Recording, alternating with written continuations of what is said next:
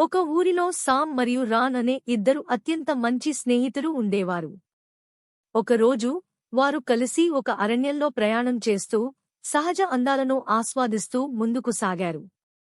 అయితే వారి మనస్సులో ఎక్కడో అరణ్యంలో దాగున్న ప్రమాదాలపై భయం ఉండేది.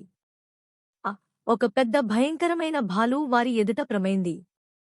భాలు గట్టిగా గర్జించడంతో ఇద్దరూ భయంతో ఊపిరి ఆడక భయపడ్డారు. రాన్ వృక్షాలపైకి ఎక్కగలిగే విద్య తెలిసినవాడు. వెంటనే పరిగెత్తి ఒక పెద్ద చెట్టుపైకి ఎక్కిపోయాడు. కాని సామ్ను అక్కడే వదిలేసి వెళ్ళిపోయాడు. సామ్కు చెట్టు ఎక్కడం రాకపోవడంతో అతను వెంటనే ఒక తెలివైన ఉపాయం ఆలోచించాడు. భాలులు చనిపోయిన జీవులను దాడి చేయవని అతనికి తెలుసు. కాబట్టి అతను తన శ్వాసను ఆపుకొని నేలపై చనిపోయినట్టుగా పడిపోయాడు.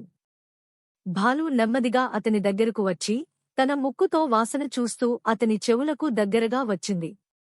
కొన్ని క్షణాల తరువాత సామ్ నిజంగా చనిపోయాడని భావించి భాలు అక్కడి నుండి నిష్క్రమించింది. భయంకరమైన భాలు అక్కడి నుండి వెళ్లిపోయిన తర్వాత రాన్ చెట్టు నుండి దిగాడు. అతను సామ్ను చూస్తూ, భాలు నీ చెవిలో ఏమి చెప్పింది అని ప్రశ్నించాడు.